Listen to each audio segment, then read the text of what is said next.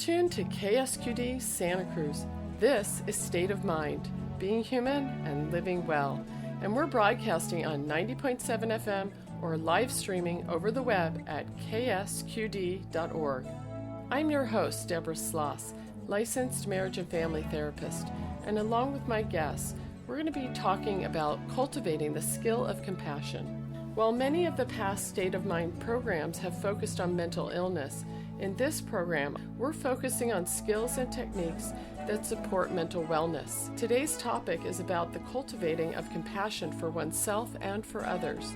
This is often considered to be one of the many core mindfulness concepts, which are making their way into every aspect of our lives. Our therapeutic approaches, educational systems, business practices, classrooms, health systems, and our everyday speak.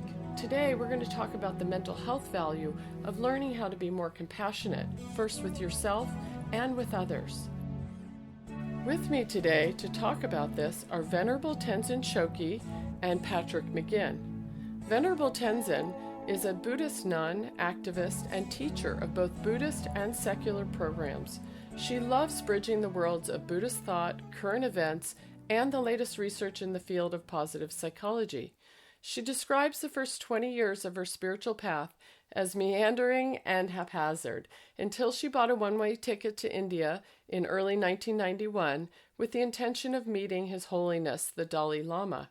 She has since studied under His Holiness and with many other Buddhist leaders and has taught at centers around the world. Since August 2018, Venerable Tenzin has been based at Land of Medicine Buddha right here in SoCal, California, where she teaches in the local community, continues her prison work, and her engagement in social justice activism. Also with me today is one of Venerable Tenzin's students, Patrick McGinn, who grew up in Nebraska, has a BA in psychology and a law degree. His past careers include mental health law, real estate, property management, and animal rescue.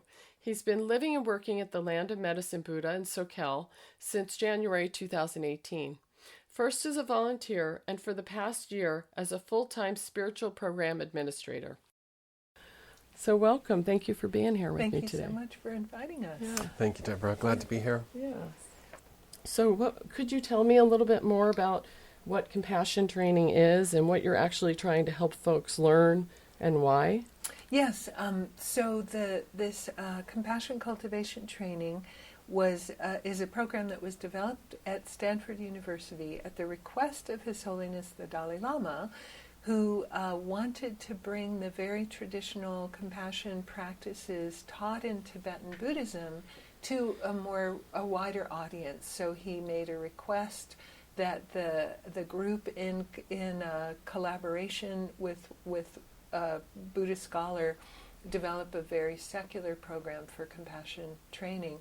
And I think His Holiness the Dalai Lama's, vision was these are practices that can help everybody, no matter what their spiritual background or none. Compassion is just a value that is just kind of a universal human value, right? So he thought, well, Tibetan Buddhism has such great techniques for developing our compassion, why not bring it to a wider audience? So that was kind of the background of that training, how that training developed. Do you want to explain what you mean by secular, how that would differ, say, from more traditional Buddhist practices? Yeah, so in the Buddhist tradition, compassion is kind of part of a bigger picture of developing our aspiration for our spiritual practice, that we benefit not just ourselves but actually bring benefit to all other living beings. And so that's based on compassion.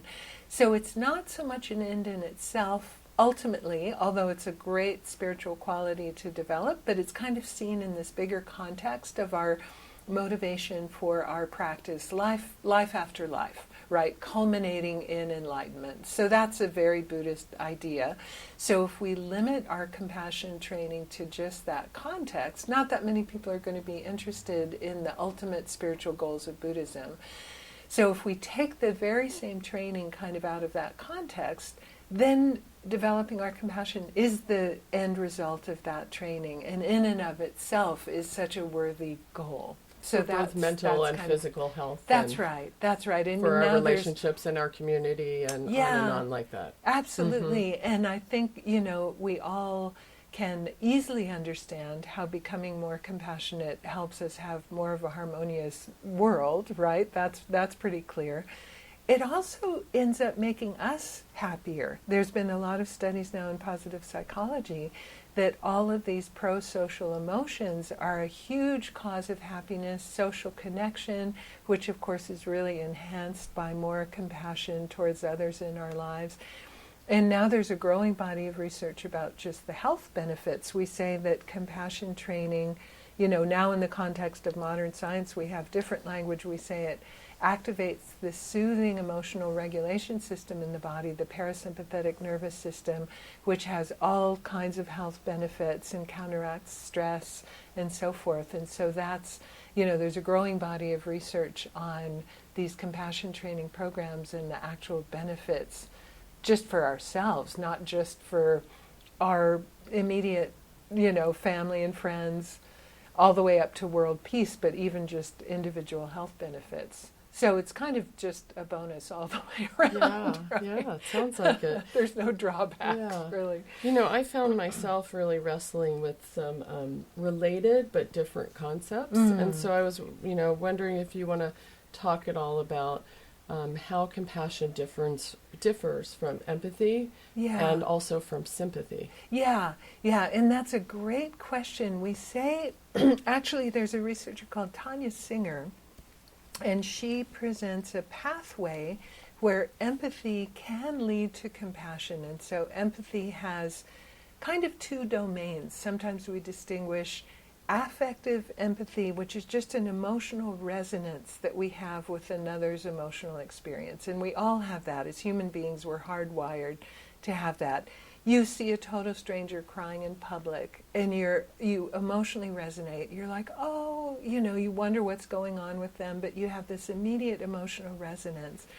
And then there's another aspect of empathy, cognitive empathy, which is more of an understanding, a perspective taking, that you understand the others, that you're putting yourself in their shoes kind of thing.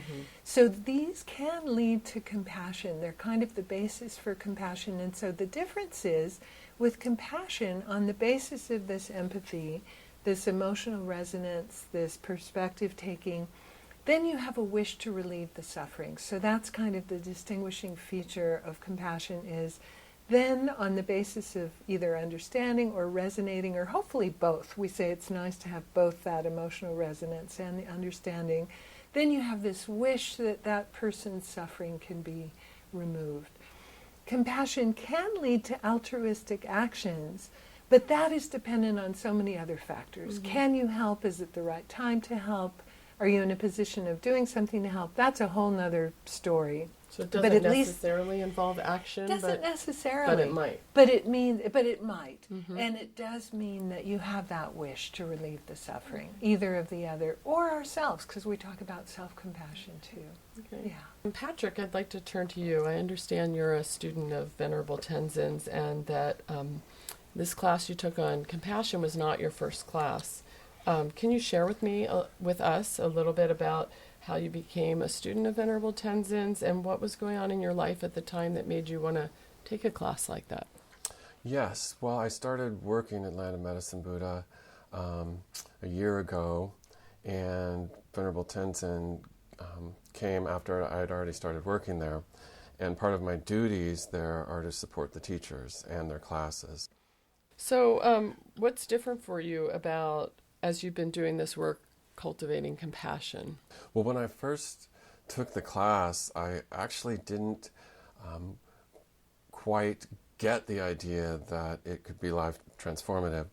I really just thought learning about compassion and the psychology that corresponded with it would make me a nicer person. And I really didn't, until I started the class and realized that the impact was to increase happiness. And I can see that happening, and I can see it happening immediately. Can you give an example? Like, what do you mean by you saw it immediately? Well, when I realized right away that if you I have a tendency towards judgmental thoughts and towards others and self-critical of myself. And I realized if those thoughts were replaced with compassion, it immediately took away the negative thoughts. So it wasn't just becoming nicer to other people and to myself. It was a replacement of those with tenderness and warmth, which equals happiness. So the breadth of your kind of experience really started to change. It did. As I said, I was just thinking, okay, I'll be nicer. That's a good thing to do as a Buddhist and just as a person in a community in the world. And then I realized, oh, this is actually a quick path, potentially, to increasing my own happiness. You know, I want to go back to Venerable Tenzin there because you said, it's a good thing, right? And we tend to think of compassion as like a good quality, right? So one of the good traits. And I'm wondering, why would we say that? What, besides for thinking, well, I should be more compassionate, why would someone for practical reasons actually want to develop greater compassion? And I think, there are a couple of reasons for that. I mean, some of it is kind of what Patrick was saying of just like, oh, I do want to be nicer to people. I do want to care more. I think we realize that, for me, I know in my practice, realizing how much pain my critical and judgmental thoughts of others caused me. Like at a certain point earlier in my Buddhist practice, I realized how painful it was to always kind of be criticizing and judging and seeing us and them, and it was so painful. And I said, oh, I want to get over this and develop a more expansive, acceptance and care and compassion for others. So I think for a lot of people it's that, like realizing it doesn't really make us happy to be so entrenched in our little kind of tribal mindset. And then for a lot of people, I mean, one of the things that's coming up now a lot in classes is just discussion of the global situation. Right? We do have, we have empathy and compassion hardwired, and evolutionarily it was mostly for whoever we thought was us. And then for whoever we thought was them, we had competition, and that worked in the hunter-gatherer culture because there were not many of us and you could just move away from the them. But now we can't. And we can only, all we have to do is look at the last 6 weeks. We're taping this at the very end of April, and in the last 6 weeks there have been 3 major shootings in religious places due to this tribalism. Like it's just reaching this kind of crisis point and this urgency. So I find a lot of people nowadays even more coming, not even just for their own personal development, but just out of a sense of real urgency of like, hey, if we don't get a handle on this, we're literally killing each other because we can't live in that tribal way that we always have. So this idea that compassion can be extended beyond those for whom we naturally have it, that we're hardwired, which is like family, friends, people like us, that we can actually extend it to others. So that's coming up much more explicitly, I think, just because of our world situation right now.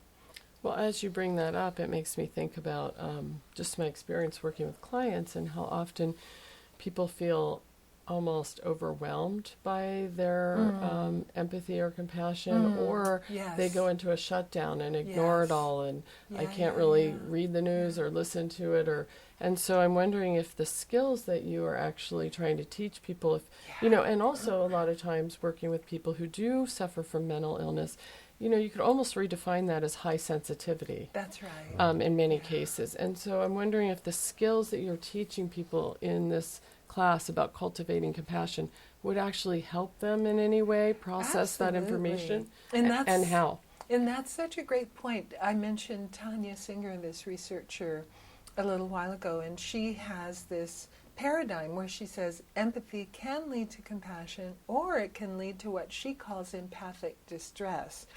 And so she actually says what we usually call compassion fatigue is really empathic distress. Like because of our attunement, we feel overwhelmed.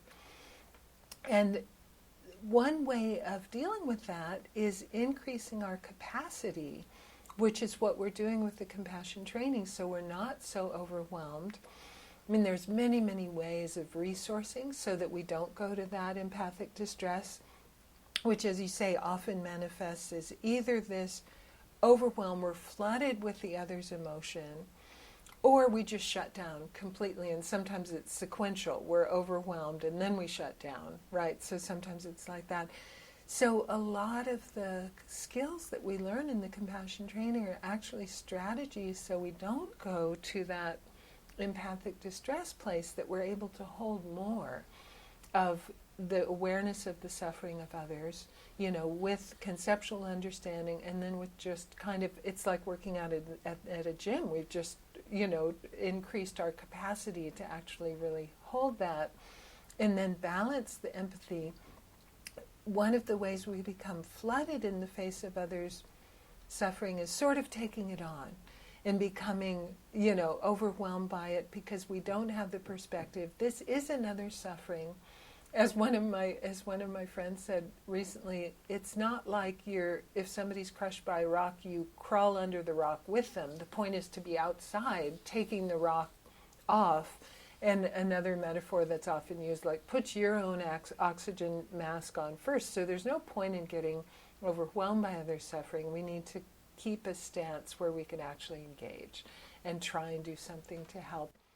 Patrick, I'm curious how to navigate all the current events occurring in our world and the tragedies, and how the skills of cultivating compassion might help somebody actually process those and stay in compassion versus shut down or overwhelm. Mm-hmm. And I'm just wondering, have you found that to be true at all for yourself, as you've been using these skills? I have, Deborah. I think one of the ways that the course is structured and how it helps is that you start developing, cultivating compassion for topics that are a little easier than that. For instance, you start by focusing on what it feels like to have compassion for a loved one, somebody that doesn't present difficult problems to you, even a favorite pet, which is the one I go back to, a dog. I remember just practicing the techniques that you learn and developing compassion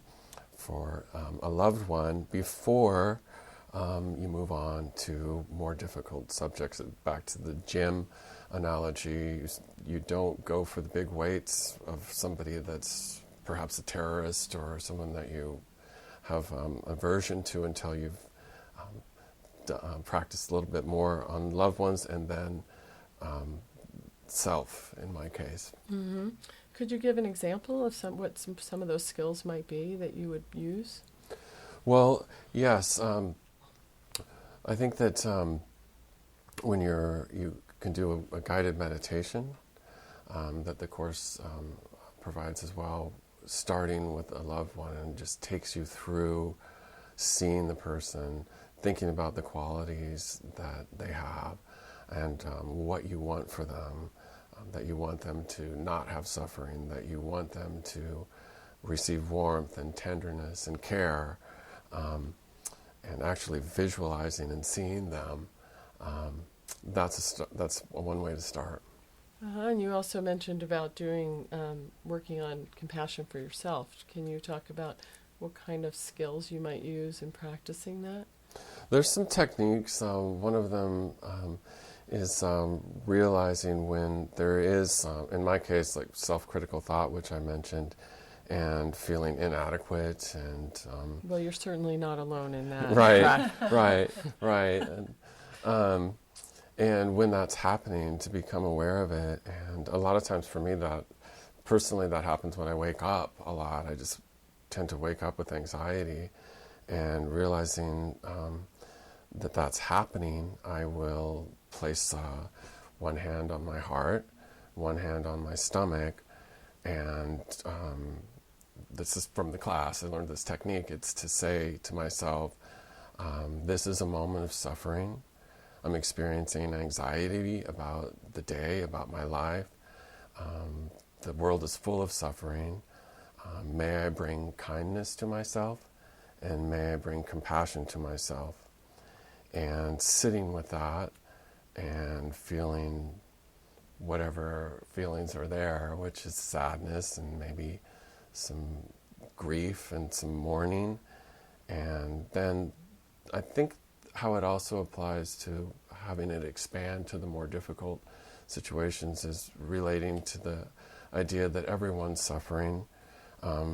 There's many, many people that when I wake up in the morning, I think of there's got to be hundreds, thousands of people that have this same issue that I have of waking up with anxiety, and that there's a common humanity there, and that there's an interconnectedness there, and that everybody is suffering and everybody wants happiness. So if I can do that with myself while tying it to a broader community, I think that's where the leap can go to the more difficult situations. Mm-hmm.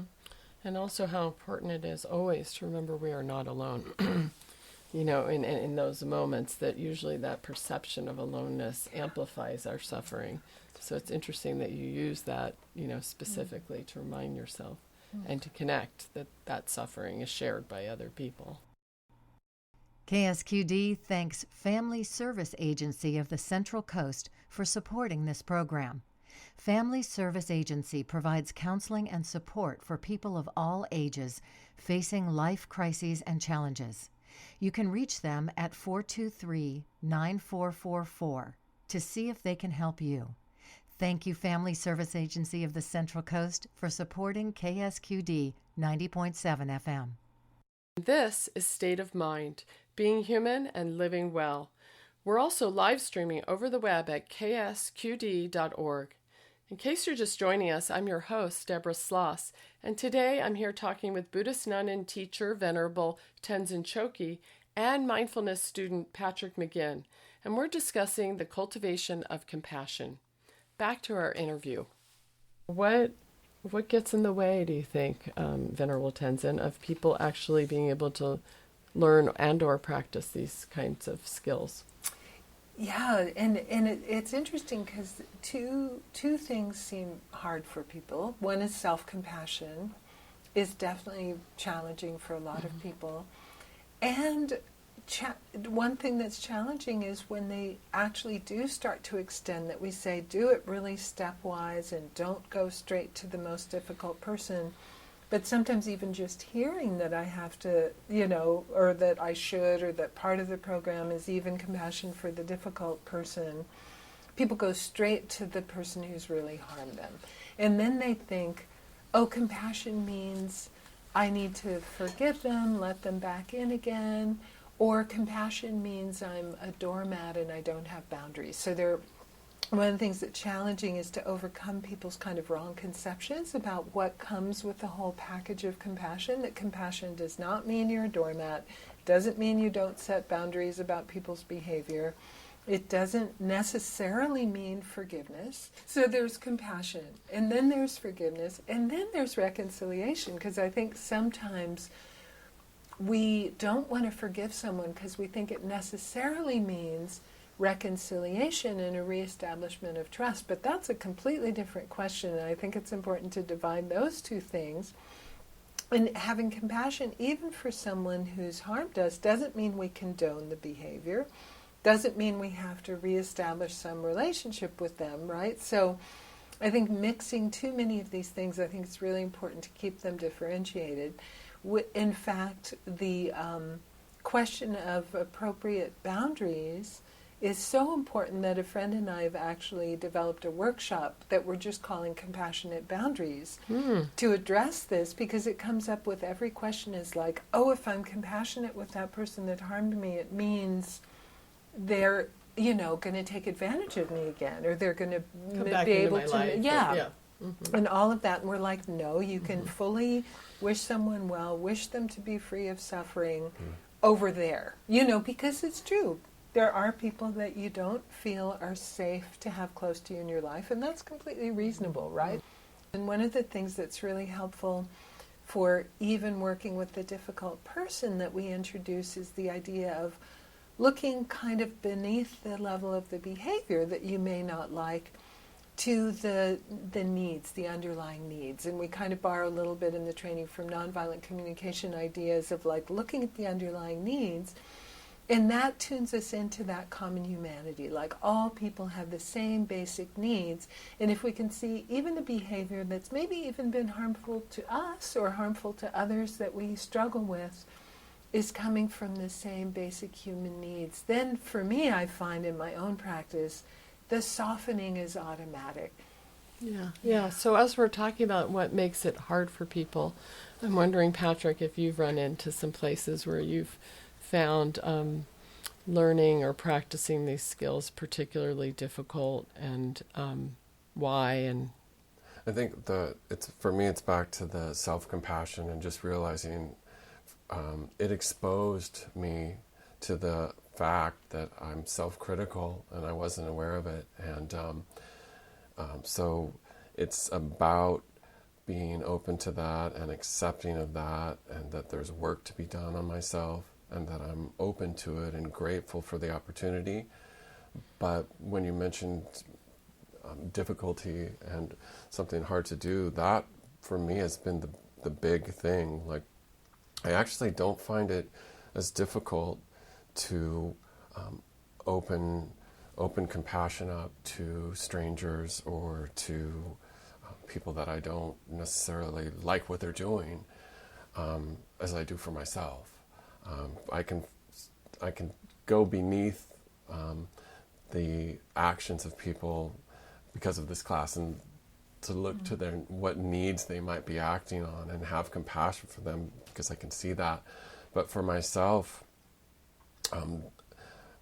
being tender and kind and just open to the idea that so much of my self-talk has been critical has been hard. So it's been an eye-opener to something that I wasn't aware of. yeah, that takes a lot of courage, right? It feels like it does, and Yeah. I'm grateful for it, but it's also it's raw and it's vulnerable, and yeah, I do feel brave. All right. You are brave. You are brave. I agree. And coming and sharing that with our listeners too. That's another brave act I really appreciate. And one of the things that's important to realize too, that can help with that, is to realize even our self-criticism is trying to help us. It doesn't. The research has proven that being harshly self-critical, which we often hold on to because we want to keep our standards high, doesn't work.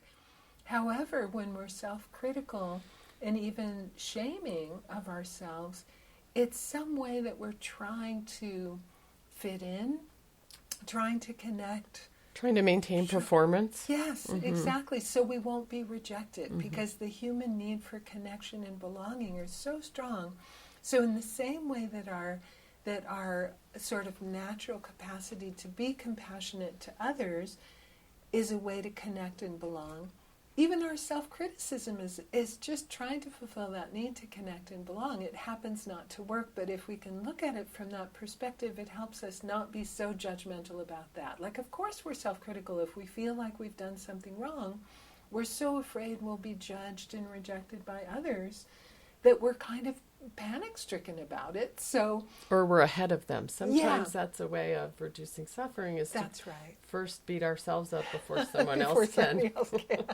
It's very Preemptive. common. Preemptive Yeah. We judgment maintain or our something. personal power, at least. Yeah, that's right. In that, That's right. yeah, but do a lot of damage. Yeah.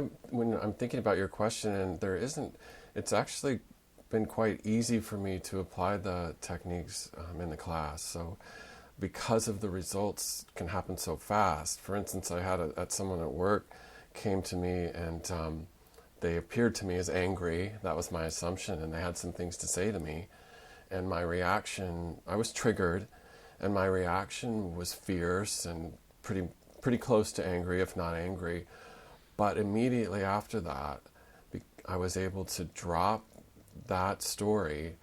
And what story? The story that someone's angry at me and that I should be angry back because it's not justified. That story, that I need to protect myself, that they're wrong, that This is a fight, they need to hear what I have to say. I'm making my case. I'm going to make my case, and I'm going to win this argument. Yeah. But realizing right away that was not going to make me happy, and that it was that I had a better way. And so I immediately dropped that and started to think about what needs the other person, what needs might be unmet that would cause them to come to speak to me that way. And I was able to just generate a list and provide a better understanding of their situation. And then I switched to myself. Why did I want to respond and to make my case? And what were your needs? My needs were to have trust, to have communication, and to have respect. And I think their needs were also to have communication and reliability and dependability. But switching the conversation in my own head from wanting to win and feeling attacked and to this other idea of exploration and being curious about the needs and just generate brainstorming. At that point, I'm not thinking about anger. I'm not fueling it. I'm on a different tack immediately. So it was the answer to your question about what I find hard. It's, the techniques I don't find that hard because I'm instantly happier if I switch to trying to think about needs and our common humanity regarding unmet needs and how it arises in these situations. So it's not hard, you're saying, because the feedback loop is so powerful. The feedback loop, right, right. Immediately you get benefit. Right. And I found it to be, it could be hard though, expanding that to everyone, and I can see that that happening, but the feedback loop, switching it immediately to looking at what's beneath the current experience isn't hard because it's immediate gratification of being happiness and more at ease. I'm really glad you shared that. Yeah. Venerable Tenzin, I understand you've taught these kind of skills in a variety of settings, and I'm wondering, could you tell us a little bit about those? Right. And so I've been teaching pretty much the exact same meditations in a Buddhist context for a long time. And it's I think compassion training is one of my favorite things to teach. I'm doing a class right now in two places. I'm right in the middle of a class at Land of Medicine Buddha, and I'm also teaching in a prison in Soledad. With my incarcerated students, so many of them are survivors of trauma. So you have to deal very carefully with this idea of compassion for the abuser. Self-compassion can be so tricky with that population too, because they feel a lot of shame about what they've done, the offense that got them incarcerated. If they're starting to do personal development work, often what comes is just this crippling sense of shame. So there's different ways that you need to emphasize. I'm finding with this group that I'm doing right now, I'm needing to spend longer on the self-compassion steps just because it is so challenging for them. And one of the techniques is thinking about things about themselves that they value, which when you're doing it with a group on the outside feels a little awkward to people because it feels like self-aggrandizement or something. For some of these incarcerated students, they have to dig so deep to even find anything about themselves that they feel like they value, right? So that's a little bit more challenging in that population. What has surprised you about what they have found when they do dig deep like that? It's so kind of gratifying and touching how much they value the whole idea of compassion in the first place. How in that situation, which can be so violent, and just without a whole lot of human kindness, and really are excited about developing those qualities in themselves. You're tuned to listener-supported 90.7 FM KSQD, K-Squid, Community Radio for the Monterey Bay. And this is State of Mind, being human and living well. We're also live streaming over the web at ksqd.org. In case you're just tuning in, I'm your host, Deborah Sloss, and today I'm here talking with Buddhist nun and teacher Venerable Tenzin Choki and mindfulness student Patrick McGinn, and we're discussing the cultivation of compassion. Secular mindfulness skills like these are making their way into therapeutic treatment approaches, business practices, and schools. Back to our interview. Patrick, you've talked a little bit about noticing the feedback loop, but I'm wondering if you would say anything about what you've seen change in you in terms of how you move through the world day to day, moment to moment. Yeah, I think a lot of it is just not buying into as much judgment as before. Driving over here this morning, a loud motorcycle passed me, and I don't like loud motorcycles, but I realized instead of just following through with that viewpoint, okay, so that person is fulfilling a need to be adventurous, to be maybe a rebel, and for myself, the unmet need would be to have peace and ease and not to have my eardrums hurt. And so that people are trying to get needs met, and that it's not about them doing something wrong and me doing things right and do things my way. One of the other things that I found is that I'm able to help other people a little bit with situations that they're having if they ask for help. I was visiting my mother, and she was experiencing some frustrations with surrounding patients with her partner, and we were walking and talking, and I was able to just share some of these ideas, also at the same time processing in my head that she is having unmet needs. For me, it's all about the unmet needs, and being able to help her rather than judging her for not having patience and then judging her for not being able to correct it. It's nice to be able to use the techniques when you're talking with other people, share them, and it seems to help them as well. Mm-hmm. How did that conversation go differently than it might have in the past, for instance, with your mom? Yeah, well, it made me realize too that she was suffering. She was beating herself up because she wasn't having patience, and she was also not showing patience. So two things. And those two things I might have judged her for in the past. So I wasn't judging her for not having the patience because I realized she was responding just as a suffering being to a situation. And then when she was expressing the idea like, oh, I need to have more patience, I'm not patient enough, I need to do better, I might in the past have said, yeah, well, here's some techniques on how to be more patient, rather than what I did do was say, well, Mom, you're in a hard situation. You've got something that's frustrating to you. You've got some needs that aren't met. You've got a partner that is frustrated as well. So there's these things happening. So it's a chance to have compassion for yourself and to not beat yourself up about it.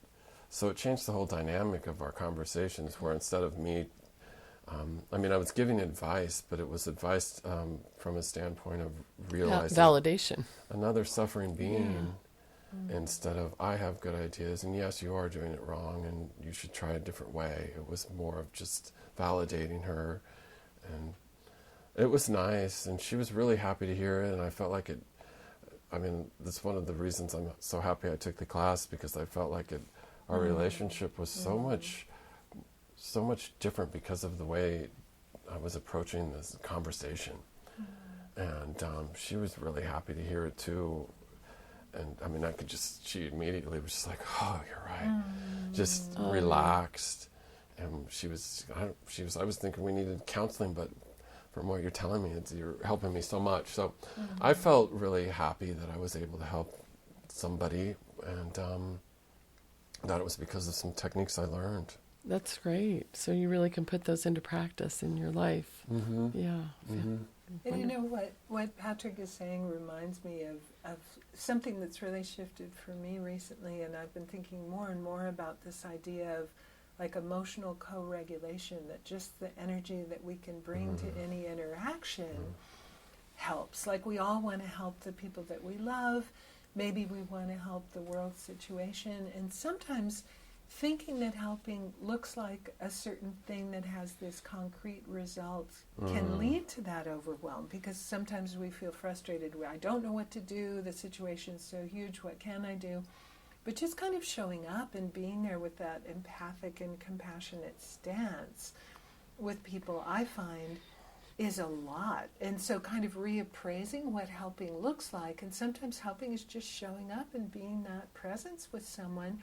And you don't need to give advice, and you don't scramble to do something, but kind of validating, just showing up with that stance and reappraising that sometimes can be a huge way of helping others. I mean, we're in Santa Cruz, so I'm allowed to use the word vibes. It's like, you just show up with this energy, and people pick up on it, and it's sort of soothes them just by you having that presence. So even just by doing the training and just going around the world in the same way that we always do, but now with this bigger, almost like a bigger aura of compassion, or more objects of compassion, or we're more grounded in that compassionate, soothing presence, has an influence on others. Like I was in this prison group a while ago, and I was kind of making a joke about how, we were talking about their situation and a certain aspect of their situation, their violence, and I kind of made a joke and said,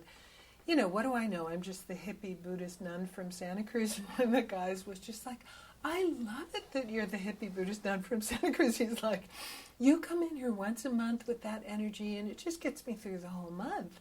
And that's kind of what he was talking about, was just that emotional co-regulation of I come in with, hopefully compassionate, empathetic, soothing presence, and then they benefit as much from that as anything I teach them explicitly. I feel, sometimes that's the greatest benefit in a situation, is just how you show up. So that's an important piece too.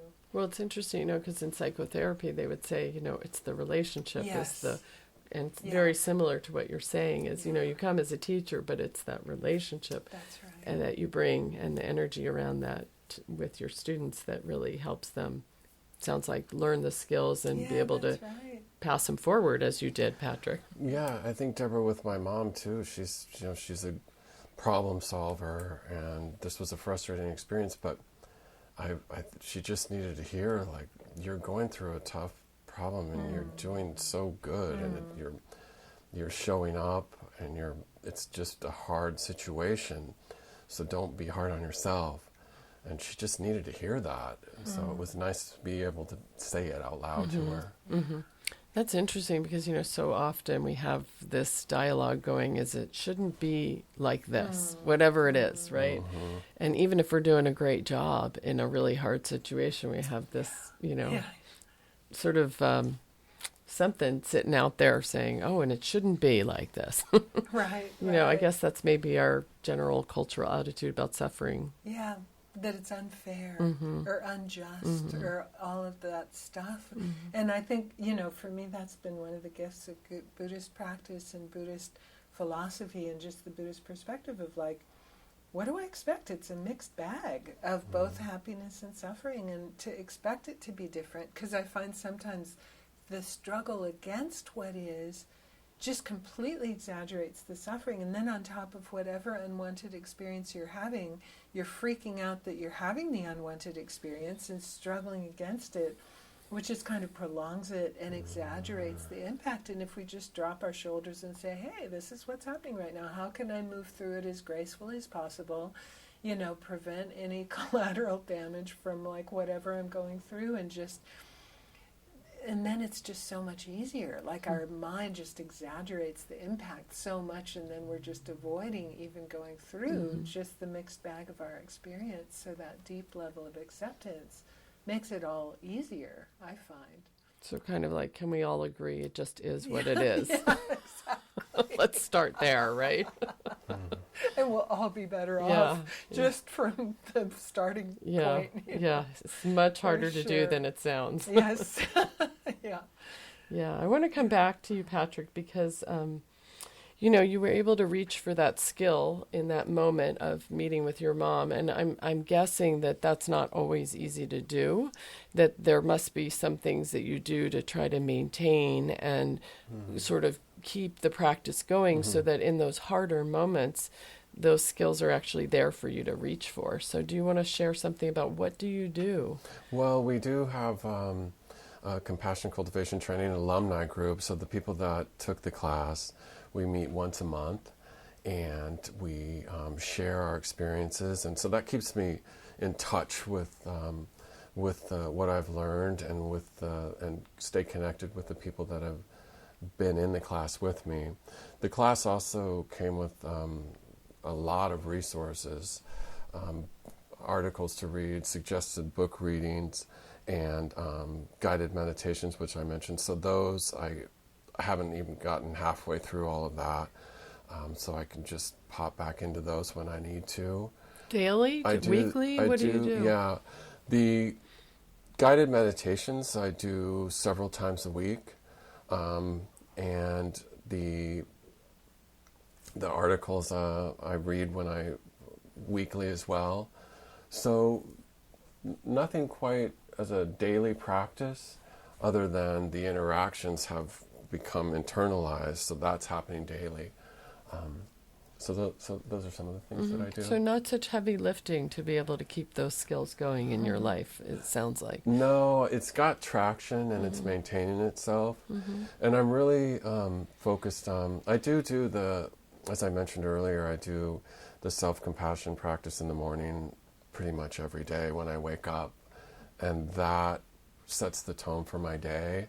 And are we talking just a few minutes here? Yeah, just a few minutes of when I wake up, and because I wake up with anxiety, as I said, and it's just the opportunity to do it, and to set the tone, to be kind to myself, and then and also to have compassion for myself, and then dedicating that to eventually having kindness and compassion for all sentient beings, and to try to make that my intention for the day. And that's been my daily practice for a while now, since I've taken the class, because I realized how much I wanted to focus on self-compassion, because I was lacking in it. You know, I really appreciate you say that, because I think people, when they think about mindfulness or practices or even meditation, they have this image that they have to go sit somewhere for some extended period of time. And I appreciate that you're just giving an example of a few minutes, and starting your day that way really makes a difference for you. And the guided meditations too aren't very long. There's maybe 8 to 9 minutes, but it's a great way to just revisit, and it stirs up all the things that I remember about the class as well. So, Well, that's a really good lead-in to talk a little bit about what kind of resources might be available for people listening if they were interested and they heard something in what you both shared today and wanted to learn more about it. What would you recommend they go to or look at?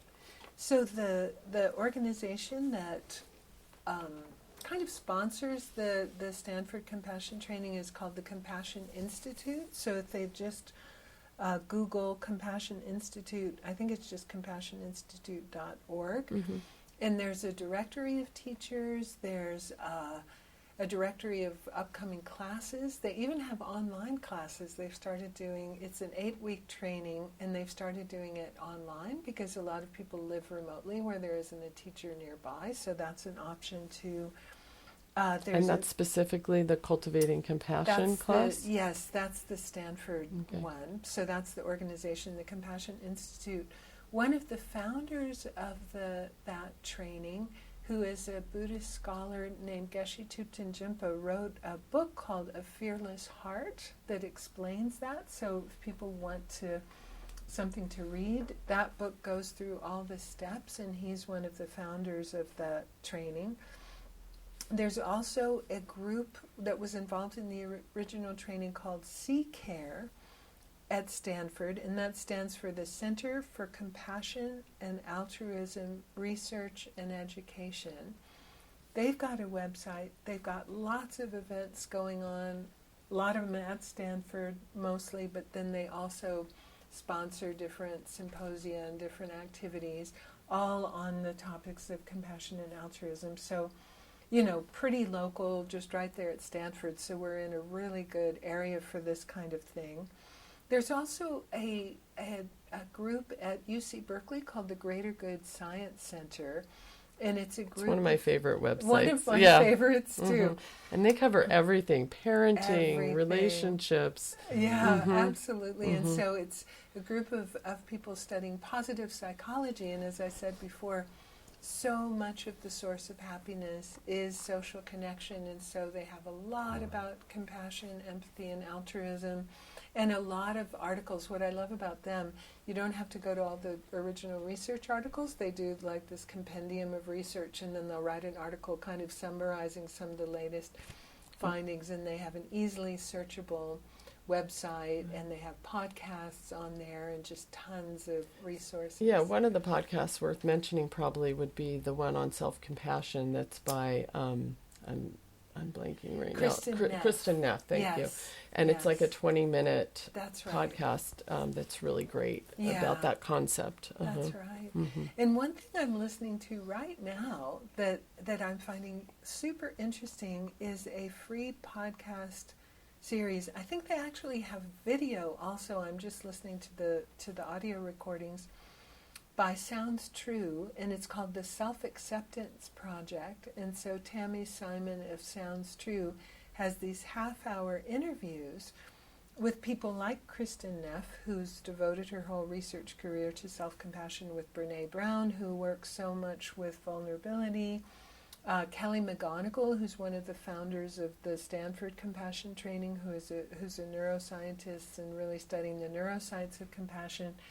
I'm kind of listening to these podcasts as I take my daily walk, and so the next one will queue up, and I'll have no idea who it's going to be, and then Tammy Simon will say, "Welcome to Kristen Neff, welcome to Brene Brown," and I'll be, "Oh my gosh!" Yeah. Well, I want to remind our listeners that all the resources that we're talking about right now, we'll make sure that those are listed along with links on the KSQD website. If you just go to the podcast for this particular show and scroll down, you'll find the whole resource list there. Great. KSQD.org. Yeah. Thank you. Was there anything else that you wanted to add? Those are some of the main ones, yeah. Great. What about you, Patrick? Are there specific? There was. I think if someone's just beginning, a good way would just to be Google Kristen Neff. She's got a lot of articles. You can start with an article. It's a really good way to touch on the subject. And that would be for self-compassion. That's for self-compassion, and she explains a lot about what self-compassion is and what it isn't, and it was really helpful for me to explore what she has to say. I would also suggest finding the needs inventory list and feelings inventory list that are located at the website for the Center for Nonviolent Communication. And that's www.cnvc.org. They have two lists. It's helped me to just look at these lists. A lot of lists, or a lot of needs are listed, and then a lot of feelings on a different list. And it actually ties when negative feelings are arising, what might be the unmet need that's not being met. That was helpful for me. Also, at Land of Medicine Buddha, we have a lot of classes related to compassion. So if people are interested in finding a local resource, our website is landofmedicinebuddha.org.